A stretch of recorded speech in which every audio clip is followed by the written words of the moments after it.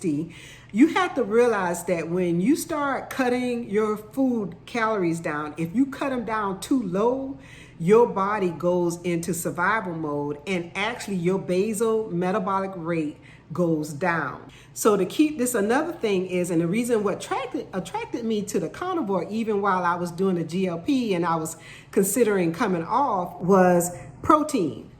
Oh my gosh. When I was looking at the protein and how much protein I needed to eat based on how I was exercising, I could never get in enough protein. I'm like, I cannot get all this protein in. That they're saying over 100 grams of protein a day. And that was one of the things that kind of factored into me leaning towards the carnivore diet. I was like, I need to get more protein in. So how can I get the protein in? Now, during this priming phase, and like I said, I'll link Dr. Hampton's video about priming so you can see more on that, but I did gain. So I want to tell you, if you're a beginner carnivore and you're starting and you start seeing the scale go up because you're eating richer foods, then don't get nervous, because guess what? Eventually, the scale will start to go down again.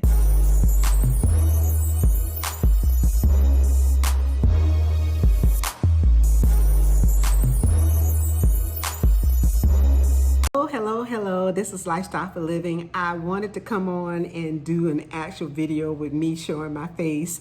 I actually have been doing my carnivore cooking videos, and I really want to come on and give an update of me transitioning off of the GLP-1 medication and starting a carnivore lifestyle. Okay, so I have been all over the bandwagon with when I did the Wegovy that I started last year, and I considered myself to be a slow responder because I wasn't responding at all. And actually, Downsizing Diva did a great video on are you a slow responder or not. So I'll link her video because she went into great detail of talking about people being on GLP medications and they may be a slow responder or they may not be a slow responder. Now, I definitely was a slow responder, and I'll link her video in here so you can see how she describes it. I think she did a great job on the distinction between slow responder or not. So I'll link her.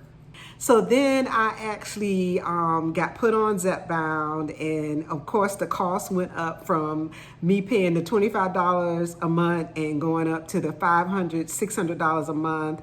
And I did that for about 3-4 months. And even with that, I still was not responding as readily as I would like, especially for the price tag.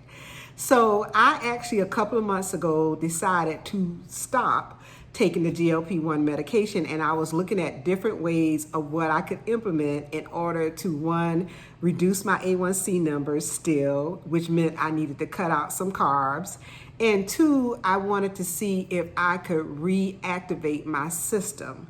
Now, I have been doing the carnivore for 21 days. Now, a couple of months ago, I did it for like 2 weeks. I lost 6 pounds in the 2 weeks, and I was like, yeah, this is it.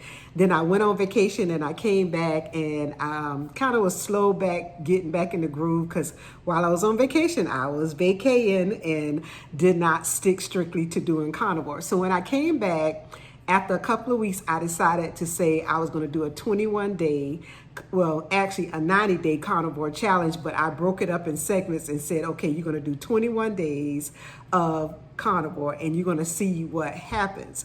Now, there's a lot of things that happen when you're transitioning off of a GLP and you're going into reintroducing food back into your diet. And even with the carnivore, it's called an adaptation phase, and you also have what they call a priming phase. And I can tell you that even though I did it a couple of months ago and I actually lost those 6 pounds in 2 weeks, me starting back on it, I went through what I guess I would consider to be an adaptation phase, which means I'm not strict carnivore. I'm still using seasonings and different things to that effect. So I am not a strict carnivore. I heard somebody call it a dirty carnivore. I'm like, I don't know if I want to be called a dirty carnivore, but I guess if you want to say I'm a dirty carnivore, I'm eating still meats with seasoning. But I want to talk about the priming phase, and I want to reference this doctor, and I got to find his name right quick so I can look it up and tell you about him. But he talked about, and I came across him, and he was recently a vegetarian who went carnivore, and he talked about the priming stage of being a carnivore. And actually, that's the part of where your body is getting used to eating again. I'm not going to lie to you. If you see how I'm eating and you're like, wait a minute, you eating food like this and you expect to lose weight? Well, I actually did go through, and I'm looking for this video of his, I actually did go through a priming this time because my body, my basal metabolic rate had dropped down to nothing. And that's why I always say, even though, you use the tool, it's not the cure, meaning GLP medications are great. They help suppress your appetite. They give you all these different benefits for some people. And especially if you're a person that experiences food noise, which I never really did, but I felt like I needed that tool, right? So one of the things you have to identify, especially being over 50 like I am, and I'm now 60, you have to realize that when you start cutting your food calories down, if you cut them down too low, your body goes into survival mode, and actually your basal metabolic rate goes down, meaning your body is not going to burn the calories like it should because it doesn't feel like it's getting enough food. So with the priming of carnivore, it's almost like a reverse effect. If you saw some of my actual GLP-1 medication videos, I talked about how I had been on the 1 meal a day for so long, I actually had to start eating more. And that was different for me because in my mind, I'm like, I got to eat less in order to lose weight. But you got to realize less calories is not always the benefit of what you think it's going to be, because your body is going to adapt to, it's the adaptation to what you're eating and what you're fueling it with. And by me working out, that was also becoming an issue.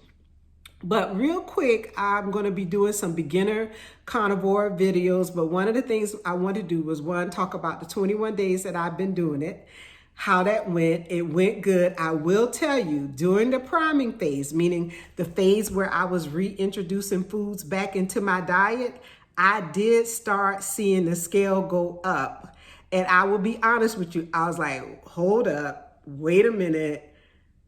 I'm eating and I'm eating good, but I don't want to see this scale go up. But I did. In the first week, to almost week and a half of the 21 days, I saw the scale go up. But I want to say, and I'm going to look for this video right quick so I can tell you his name. So I'll link his video. His name is Dr. Tony Hampton, and he talks about this priming. I will say personally, he is absolutely right. Because when you're re-nourishing your body after actually making it deficient for so long, and you start eating a carnivore style diet, and let me just be clear, I'm not a doctor. I'm not telling anyone that they need to do carnivore. This is just something that I'm doing for me. I want to do something that's going to give me a transition. So I felt like, hey, I saw it. I'm going to try it. And we'll see what happens. I mean, I think I did keto a couple of years ago and lost good weight on keto. I'll show you a picture of me. And this was before COVID. I lost great. And that was from me cutting out the carbs, right? The carnivore is a little more extreme because it's not so much the low carbs. It's basically, you kind of like pretty much don't have any carbs coming in. Now, during this priming phase, and like I said, I'll link Dr. Hampton's video about priming so you can see more on that, but I did gain. So I want to tell you, if you're a beginner carnivore and you're starting and you start seeing the scale go up because you're eating richer foods, then don't get nervous, because guess what? Eventually the scale will start to go down again, which is what happened to me. The first week and a half, I saw that scale start trending up, and it was because I was re-nourishing my body. And what you're doing in the priming stage is you're actually training your body and letting your body know that it's going to be nourished, and it doesn't have to try to hold on to everything. Because, really and truly, when you cut the calories, your body like, oh, you trying to starve me? Oh, I'm not letting nothing go. And that's how my body was. So when I started going through the priming phase, I actually started seeing my weight increase because I was eating more nourishing foods. But guess what? In this last week, my weight is dropping again. And I didn't change anything. I'm not eating any less. So it's almost like my body had to get into this phase of adaptation. And then after it got into the adaptation phase of saying, hey, she's feeding me now, I can actually function, meaning I can raise the metabolism, and my body is burning more calories, and I'm not adding the carbs in. So I want to talk a little bit more about this basal metabolic rate, because that's something I think we as persons who are over 50 and over 60 and our metabolism might have slowed down. I did a few things of research on it, and it talks about, hey, what is your basal metabolic rate, which I was talking to you about. Why does it decline with age? And I want to give you 10 smart, sustainable ways to boost it without extreme dieting, and cutting all your carbs. So you can do this and not even go carnivore. You know what I mean? You can actually do some small steps to get your basal metabolic rate going back up. So first thing is first, the basal metabolic rate, which is the BMR, is the number of calories your body burns at rest to keep you alive, like breathing, thinking, and digesting your food. So the basal metabolic rate is that rate of calories that you need in order just to survive. So as we get older and we're in our 50s, 60s and going over, we may have less muscle mass, which you got to be careful too when doing the GLP-1 medications, because you can reduce your muscle mass because you're not eating enough food. That is something that people talk about, is their skeletal muscle. They were losing muscle and not fat. So that's something that you have to take into consideration. When we're women who are older, you may have hormonal shifts. You may have lower activity levels and dieting history. I can tell you that's probably been my biggest culprit right there, is my dieting history.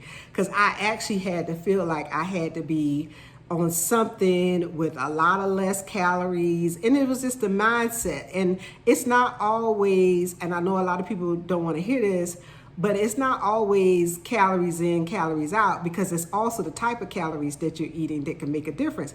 And for me, I can tell you, for me eating more than I've been eating in a long time on this carnivore diet, that has been blowing my mind, because I'm like, you mean I can eat like this and lose weight? If you haven't done so already, I'll link some of my videos of the food that I'm eating. And I'm telling you, I am eating very, very, very, very, very good. So you can rev up your basal metabolic rate, your BMR. And one of the things is you have to eat enough. If you're not eating enough, your body is gonna say, I gotta downgrade a little bit because you're not eating enough. So clinically, it says under eating tells your body to conserve energy. So you really gotta look at, and you can use your TDEE calorie calculator to tell you about where you should be with your calories. And a lot of times you look at that and you be like, oh, that's too many calories, but technically it's not. So you need to find out what's your maintenance calories using your TDEE calculator, and then you can slowly start increasing your calories if you've been under eating. So if you've been a person that's under eating, it's not to say to go out and just eat like somebody crazy, but you may need to start slowly increasing your calories and focus on real whole foods and not just cutting portions. So calories in is the type of calories that you're eating. And so you really have to focus on whole foods. Now, by me being a pre-diabetic, and I'm so happy to report, after eating this way, my A1C is coming down. I have been kind of already watching my carbs, but I'm not going to say I did the carnivore for the last 3 months, because actually your actual A1C is over your last 90 days of eating. So even coming off of the GLP-1 medication, and even while on the GLP medication, I was really watching the carbs, because by me being a pre-diabetic, I did not want to continue to have my glucose spikes, because I think I did some videos a while back that talks about glucose spikes. So if you're a pre-diabetic and you're eating certain foods, it's spiking your glucose, and that can actually cause you to have fat gain, and you can see the weight stalls and the different things like that. So you do have to find ways to monitor and look at, okay, if I want to maintain, how many calories do I need to eat? And I mean, that can be scary sometimes when you think about it, because you're like, if I eat them calories, that means I'm gonna gain weight. But there is such a thing as what type of calories are you eating. So another thing that is another factor is, first thing is eat enough. Wow, I think I could harp on that for a good little minute. And I may make this in a series because I don't want this video to be too long. I'll go up to the first 5 and then I'll come back and talk about the remaining 5. The next thing is building muscle and strength training. So another thing that I was dealing with while I was taking the GLP-1 medication is I've been doing the strength training for almost over a year now. So I figured, okay, I'm cultivating muscle and different things like that, and that's why the scale wasn't moving. It was a lot of different things. Now, I did see the inches go down. I mean, I can honestly say while the scale was not moving like I wanted it to, my inches definitely were coming down, and I've shown you videos of that. So strength training can help you increase your BMR, your basal metabolic rate. So you can do that, and you can strength train anywhere from 2 to 3 days a week. If you're not doing anything, at least start somewhere, start small, start with body weight. You don't have to actually do weights. You can do squats, you can do push-ups, light weights, and you can actually over time increase your intensity. So to keep this, another thing is, and the reason what attracted me to the carnivore, even while I was doing the GLP and I was considering coming off, was protein. Oh my gosh. When I was looking at the protein and how much protein I needed to eat based on how I was exercising, I could never get in enough protein. I'm like, I cannot get all this protein in. That they're saying over 100 grams of protein a day. And that was one of the things that kind of factored into me leaning towards the carnivore diet. I was like, I need to get more protein in. So how can I get the protein in? So here it's saying aim for 25 to 30 grams of protein per meal. Well, one thing about being on the carnivore, I'm definitely meeting that. And I do have my fish, my chicken, my steaks. I don't really do the Greek yogurt. I guess I could include some of that, but I haven't really been doing that. And that actually can help preserve muscle and reduce the cravings. And I will tell you, in these 21 days of doing the carnivore, my cravings are totally gone. I will say I've had a couple of days where it's been a little stressful. And I was like, man, I could really go for a Cheesecake Factory cheesecake right now. But then I'll make myself come on home and eat me a piece of pork belly or eat a piece of some bacon that I fried or something. And I will do that. Now, I will tell you another concern of mine about doing the carnivore was my actual cholesterol levels and what was it going to do for me in that aspect. So it's almost like a pro and a con. And back to the A1C.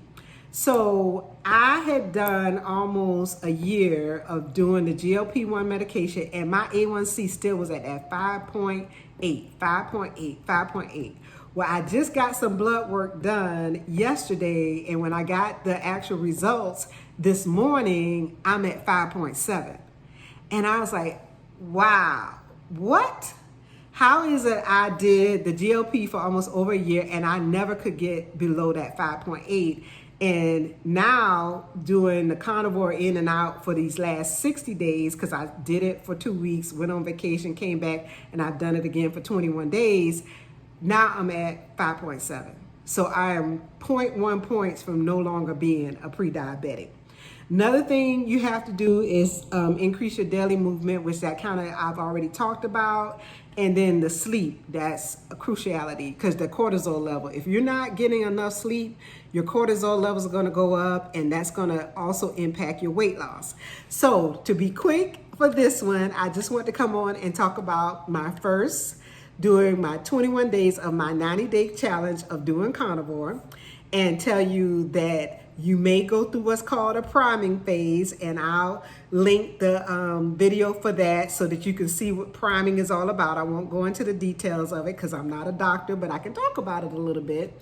And the adaptation phase, I'm seeing, like I said, I saw the scale go up, which was about 5 pounds, But in the last week, those 5 pounds are starting to come back off. So getting your body used to being nourished again.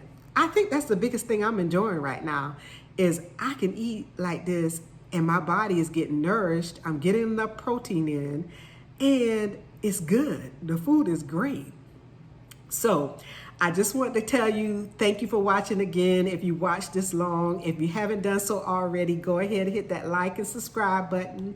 You will see my life journey. This is my weight loss journey, being over 50, now 60, me implementing different things to see what works, what doesn't work. I think I even told you when I was on the GLP, I'll be the guinea pig and let you see what I'm doing. So now I'm doing carnivore.